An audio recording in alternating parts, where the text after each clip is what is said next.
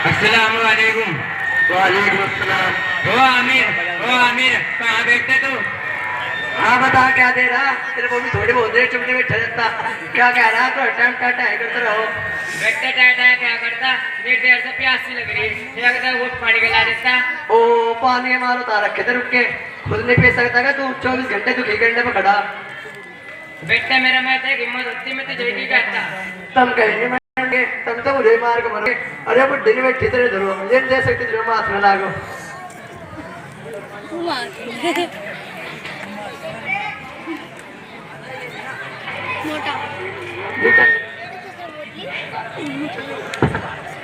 बेटे मुझे देख दिखो तो मिला देती पानी अब मेरी आंख बिल्कुल फटेगी। फट क्या आती तुमने तो मेरे जी ने भारी कर रखा कभी क्या हो कर दे कभी क्या हो कर दे मैं तो बिल्कुल तक आ गया तारे तो। बैठते हम तेरा जना भाई के करते अच्छा तो ये बता अब तू डॉक्टर मार्ट तो नहीं करेगा तो और कौन करेगा? जी ने भारी तो करे रखा अब जलील करने वाली कोई कतई नहीं छोड़ रखी। ये जलील के करते तुम्हारा को डॉक्टर का सहारा। अरे जलील करने की बात नहीं है तब तो पता क्या दोनों कहा पर ढंग तो थोड़ा नहीं मिलता कुल बात मिला के वो मेरे में सारा खर्चा उठता नहीं इब्जा तुम अपना खर्चा ठाओ या ना ठाओ मुझे नहीं पता। बेटे हमने तो ये क्या नहीं करा अब को डॉक्टर मार्ट तो नहीं करा तूने कहा माना तो और कौन होगा? हाँ मैं तो सारे चक्कर में लग रहा मुझे कुछ और काम मिलता नहीं है। बेटे जब तो पैदा हुआ था पूरा काम में लट्टू बट्टे थे और सारा गाय की रोटी करती और तेरे सारे जो पूरे करने के लिए मैंने रात ने कर दिया। अब तो ये किसी चीजें कमी नहीं आती इतना करने के बाद भी आज तो हमें सिला देना। बेटे जब तू छोटा था हमें कुछ काम होता होगा हम अपना सारे काम बाद में हो रहे तेरे पहले करोते हम बाद में होते तेरे पहले होते तू जरा सा बीमार होता हम तेरे से पहले दुखी हो जाते और तो तू जब रात को मुझे होता फिर कुछ पटवाते खुद किले में सोती और आज तुम आता तुम शुरू कर रहा। मैंने थारी चीज के तुम आने वाला है यार आना तो ढंग से रहो पैसा भी तुमने यहाँ भेजी के रखी मैं कहीं जा डूब को मरो और हम क्यों डूब को मरो मर तो तू ये तो हमारा घर हो हम तो है रहोगे।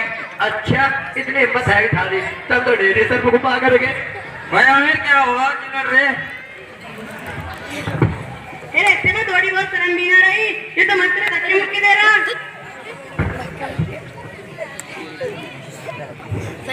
भाई आमिर क्यों लड़ रहे और क्यों लोग घर से बाहर काट रहे?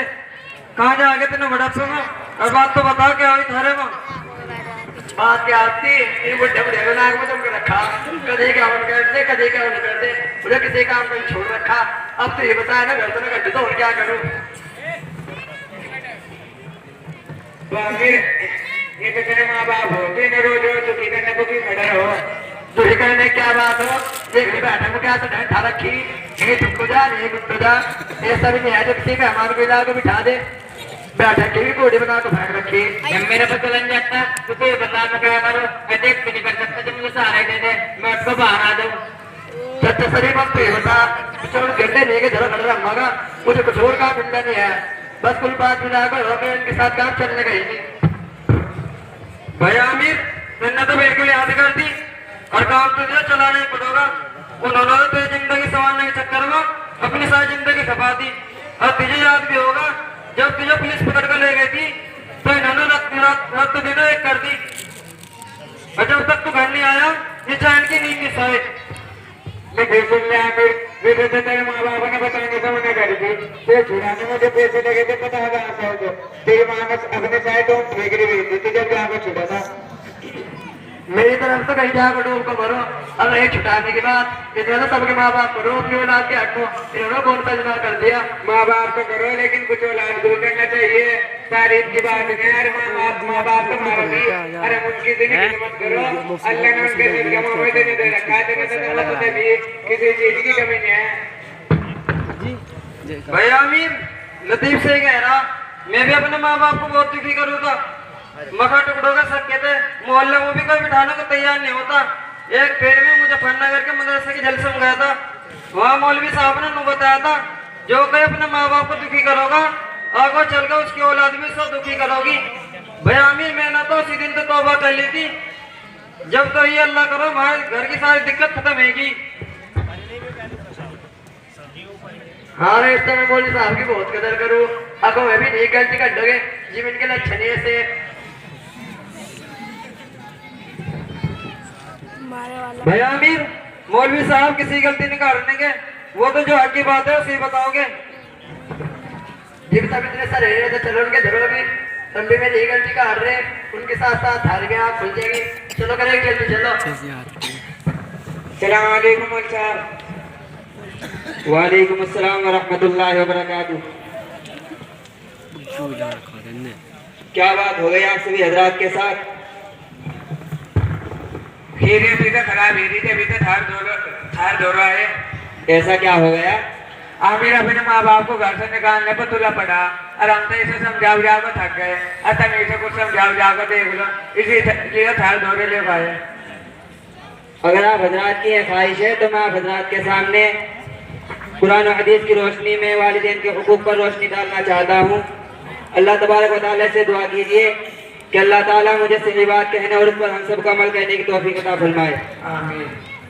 अल्हम्दुलिल्लाहि रब्बिल आलमीन वस्सलातु वस्सलामु अला रसूलिहिल मुरसलीन अम्मा बाद अऊज़ु बिल्लाहि मिनश शैतानिर रजीम बिस्मिल्लाहिर रहमानिर रहीम इम्मा यबलुगन्न इंदकल किबरा अहदुहुमा फला तकुल लहुमा उफ़्फ़िन वला तनहरहुमा वकुल लहुमा क़ौलन करीमा वख़्फ़िज़ लहुमा जनाह अज़्ज़ुल्लि मिनर रहमति वक़ुल रब्बिरहमहुमा कमा रब्बयानी सग़ीरा सदक़ल्लाहुल अज़ीम औ कमा क़ाल अलैहि सलातु वस्सलाम उन्ज़ुर इलल वालिदैनि इबादहु। मोहतरम सामीईन इकराम और स्टेज पर दीवकार उलमा इकराम और दूर दराज से आए हुए मेहमानान इज़ाम, मैंने अभी आप हजरात के सामने आयत करीमा तिलावत की है जिसके अंदर अल्लाह तबारक व तआला इरशाद फरमाता है जब तुम्हारे वालिदैन में से कोई एक या दोनों बुढ़ापे की उम्र को पहुंच जाए तो तुम उन्हें उफ भी न कहना और उनके सामने झगड़ा न करना और उनके सामने आजिज़ी के परों को झुका दो और कहो ए परवरदिगार आलम उन दोनों पर रहम फरमा जिस तरह उन्होंने मुझ पर रहम फरमाया है। अल्लाह के नबी सल्लल्लाहु अलैहि वसल्लम ने इरशाद फरमाया कि वालिदैन को मोहब्बत भरी नजरों से देखना भी इबादत है। इंसान कुछ करे या ना करे सिर्फ अपने वालिदैन को मोहब्बत भरी नजरों से देख ले तो अल्लाह ताला उस पर हिसाब इनायत करता है। अल्लाह के नबी सल्लल्लाहु अलैहि वसल्लम की खिदमत में एक शख्स हाजिर हुआ। उसने आकर अर्ज किया ए अल्लाह के रसूल वालिदैन के क्या हक है? अल्लाह के रसूल सल्लल्लाहु अलैहि वसल्लम ने इरशाद फरमाया वही तुम्हारी जन्नत है और वही तुम्हारी दोज़ख है। मतलब ये है कि अगर तुम उनकी फरमाबरदारी करोगे, उनके साथ अच्छा सलूक करोगे, उनके साथ झगड़ा नहीं करोगे तो तुम जन्नत के हकदार बन जाओगे और अगर तुम उनके साथ बदसलूकी करोगे, उनके साथ बदसलूकी करोगे, उनकी नाफरमानी करोगे तो तुम जहन्नम में जलोगे। अब्दुल्लाह इब्न मुबारक के बारे में आता है कि जब उनकी वालिदा बूढ़ी हो गई तो उन्होंने उनसे कहा कि बेटा मैं हज करना चाहती हूँ और ये मेरी ख्वाहिश है और मैं चल नहीं सकती। अब्दुल्लाह इब्न मुबारक ने कहा अम्मा कोई बात नहीं, मैं तुम्हें अपने कंधों पर बिठाकर हज कराऊंगा। वो उन्हें बुसरा से लेकर चले, मक्का मुकर्रमा पहुंच गए, वहां जाकर तवाफ कराया और हज के तमाम अरकान अदा कराए। उसके बाद मदीना मुनव्वरा पहुंचकर नबी करीम सल्लल्लाहु अलैहि वसल्लम के रोज़ा अक़दस की ज़ियारत कराई। फिर उनकी वालिदा ने उनसे कहा कि बेटा मैं 40 तवाफ और करना चाहती हूँ और ये मेरी ख्वाहिश है। अब्दुल्लाह इब्न मुबारक ने अपनी वालिदा को कंधों पर बिठाकर मदीना मुनव्वरा से मक्का मुकर्रमा लाकर 40 तवाफ और कराए। जब 40 तवाफ करा चुके तो अपनी वालिदा को एक कोने में बिठाया और खाना काबा के गिलाफ को पकड़कर कहा कि परवरदिगार आलम क्या मैंने अपनी माँ का हक अदा कर दिया है या नहीं किया? तो आसमान से आवाज आई ए अब्दुल्लाह इब्न मुबारक जो तूने अपनी माँ के दूध का पहला कतरा पिया था अभी तो उसका भी हक अदा नहीं हुआ है। उम्मत मुस्लिमा के धड़कते दिलों, एक मर्तबा नबी करीम सल्लल्लाहु अलैहि वसल्लम ने इरशाद फरमाया कि वालिदैन को मोहब्बत भरी नजरों से देखना अल्लाह ताला को इतना ज्यादा पसंद है कि वो एक हज और उम्रे का सवाब इनायत करता है। तो सहाबा इकराम ने अर्ज किया ए अल्लाह के रसूल अगर कोई शख्स दिन में अपने वालिदैन को 100 मरतबा मोहब्बत भरी नजरों से देखे तो अल्लाह के नबी ने इरशाद फरमाया तो जितनी ही मरतबा वो अपने वालिदैन को मोहब्बत भरी नजरों से देखेगा अल्लाह ताला उतनी ही मरतबा हज और उम्रे का सवाब इनायत करेगा।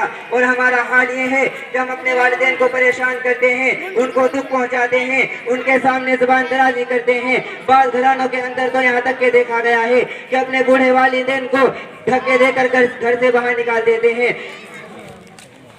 अपने वालिदैन को धक्के देकर घर से बाहर निकाल देते हैं। वालिदैन की नाफरमानी करना इतना बड़ा सख्त गुनाह है कि दुनिया आखिरत में जो सजा मिलेगी वो तो मिलेगी ही, लेकिन दुनिया के अंदर भी उसकी सजा भुगतनी पड़ेगी। मोहतरम हजरात, एक मर्तबा अल्लाह के रसूल सल्लल्लाहु अलैहि वसल्लम की खिदमत में एक शख्स आया और उसने आकर अर्ज किया, ए अल्लाह के रसूल, मैं कमा कर लाता हूँ और मेरे वालिद मेरे बगैर मेरी इजाजत के उसमें से खर्च कर लेते हैं। तो अल्लाह के नबी ने उनके वालिद को बुलाया और कहा कि आपके बेटे ने आपकी शिकायत की है कि आप उनके माल से बगैर उनकी इजाजत के खर्च कर लेते हैं। जब वो आ गए तो अल्लाह के नबी सल्लल्लाहु अलैहि वसल्लम ने इरशाद फरमाया कि आप उनके माल से उनके बगैर इजाजत के खर्च कर लेते हैं। तो ये उस बात सुनकर उस शख्स की आंखों में आंसू आ गए और उसने दिल ही दिल में कुछ अशआर गुनगुनाए। अल्लाह के नबी सल्लल्लाहु अलैहि वसल्लम के पास पहुंचने से पहले हजरत जिब्राइल अलैहिस्सलातु वस्सलाम आप सल्लल्लाहु अलैहि वसल्लम के पास तशरीफ ले आए और आकर अर्ज किया, ए अल्लाह के रसूल, आपको जो फैसला है करना है वो कर दीजिए। लेकिन उस शख्स ने जो दिल ही दिल में कुछ अशआर गुनगुनाए हैं वो सुन लीजिए, जिनका मफहूम ये है कि बेटा, जब तू भूखा होता तो परेशान हम होते, जब तू दुखी होता तो परेशान हम होते, जब तू पहले तू खाता था बाद में हम खाते, आज जब तू बड़ा हो गया है तो हमने सोचा कि तू हमारे बुढ़ापे का सहारा बनेगा, तो तूने तो आकर नबी करीम सल्लल्लाहु अलैहि वसल्लम से हमारी शिकायत कर दी। तूने तो पड़ोसियों का भी हक अदा नहीं किया। ये बातें सुनकर नबी करीम सल्लल्लाहु अलैहि वसल्लम की आंखों में आंसू आ गए और फैसला फरमा दिया कि अगर बेटा अपने बाप के माल से खर्च करना चाहे तो बेटे को अपने बाप से इजाजत लेनी होगी, और अगर बाप अपने बेटे के माल से खर्च करना चाहे तो बाप को अपने बेटे से इजाजत लेने की कोई जरूरत नहीं। मोहतरम हज़रात,